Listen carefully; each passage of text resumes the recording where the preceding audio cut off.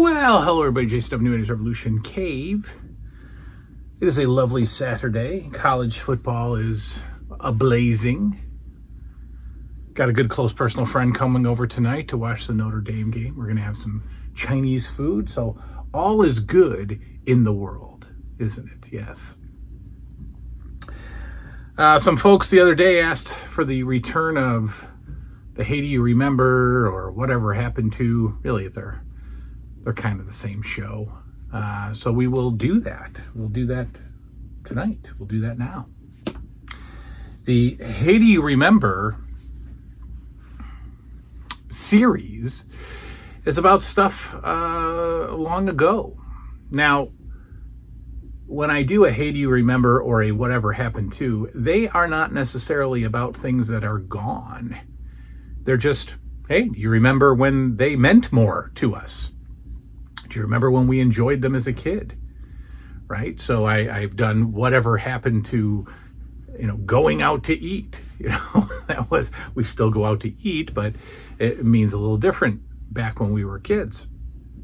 So we went to the mall the other day to do some Christmas shopping or Christmas ideas for Liam. Finn I took a week before. And as Liam and I were walking around, they remodeled the mall. They put in a giant department store called Boscov's or something, Boscov's.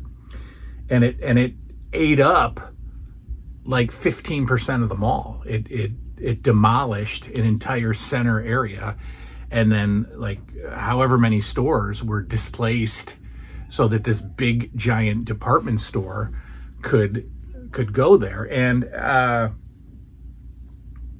anyway, they took the area where the timeout used to be, the timeout arcade. They just completely, it's gone. It's no longer. So then as we were walking through the mall, I was telling Liam, well, there used to be an arcade here. And then as we got into the newer part of the mall, which is, by new I mean 30 years old.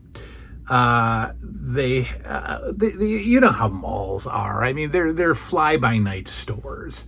They're short lease stores with companies that you've never heard of that aren't real companies. They're just people own it. The garbage stores that sell ridiculous clothing, and the bootleg stores and the cologne stores. I mean, it's all junk. So this mall is always changing. Oh, exotic snacks. That's the latest thing. That's the latest absolute piece of trash in our malls is exotic snacks, right? So you can go in and pay extremely overpriced stuff for garbage, and it's just stupid. So anyway, right next to the exotic snack store is this arcade that has like 4 or 5 games in it. It's not even old games, and it's just junk. More games of chance, really, and I don't even know what you win. They got those stupid machines where like you can win like a pair of Beats headphones or something if you just get the little thing lined up perfectly. I mean, it's so stupid. So I was telling Liam about arcades, and I told him about Chuck E. Cheese, ladies and gentlemen, Chuck E. Cheese. So hey, do you remember Whatever Happened To Chuck E. Cheese?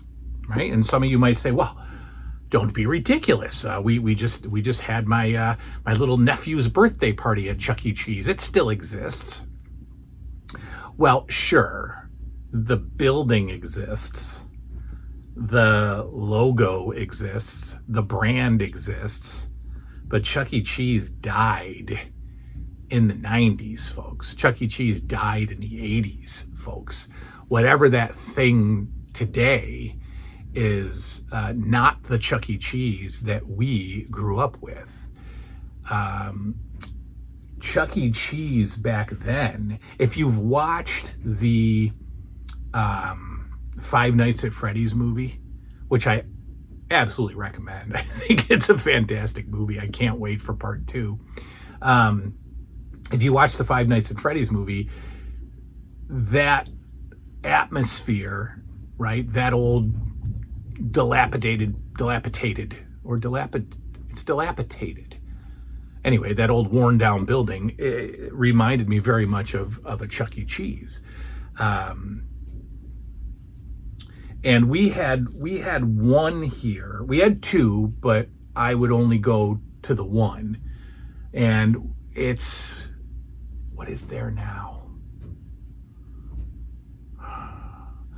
There's a Lowe's and a Value City furniture store in the plaza that used to have our Chuck E. Cheese. But anyway, Chuck E. Cheese in the 80s was gold. It took everything that we loved and it combined it and put it under one roof. So when you go into a Chuck E. Cheese today, they have all the games of chance, right? They have the silly Dave and Buster's style games where you win some tokens and you can trade the tokens in for a whoopee cushion or for a whistle pop or whatever. And if you save your tokens for 36 years, you can get the giant stuffed animal, or you can get the lava lamp or whatever. So they have those games, and then they have some video game or arcade style games that, again, are not the games that we would want to play. Just like Dave and Buster's. The Chuck E. Cheese of the 80s was an arcade. They had rows. So the Chuck E. Cheese that I remember, all along the walls were games. So they didn't have like rows of games. They didn't have games randomly placed in the middle of the floor like an arcade. They would just have long walls of games. And then it would come around the back, and that's where the skee ball machines were, and whatever else was back there. Maybe even air hockey at the time. I don't remember. Probably not air hockey. Probably like actual hockey with the stick hockey, you know, like foosball kind of deal. But they also, and so our Chuck E. Cheese would have, of course, this massive stage, which was actually extremely creepy when you were there, because if you weren't there at a time when the animatronics were going, it was dark, and you had these giant mice, these giant Chuck E. Cheese characters just kind of standing there in the dark, right? So you get the silhouette, and usually the stage room was reserved for parties. So as we're all playing and running around and playing video games, if we actually crept into the stage area, it was all dark, and then you could just see these giant silhouettes standing on the stage.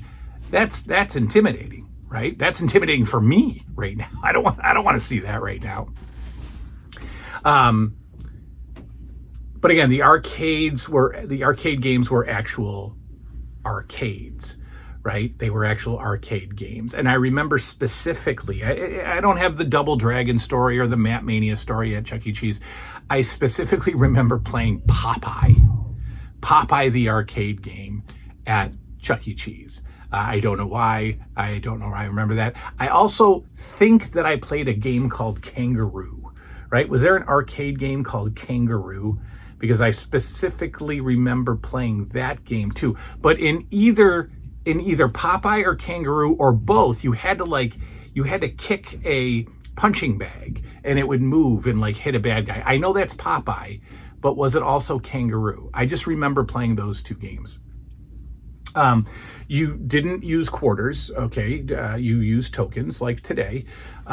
So here was the gold about Chuck E. Cheese.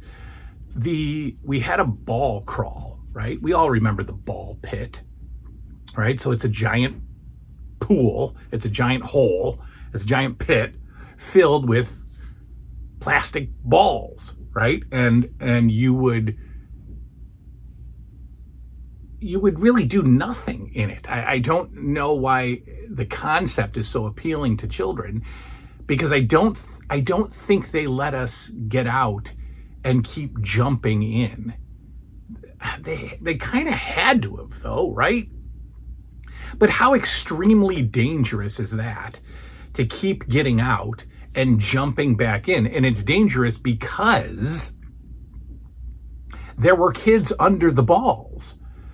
There were kids under the balls. Now you say, well, why would that be appealing? Well, because our Chuck E. Cheese was so great.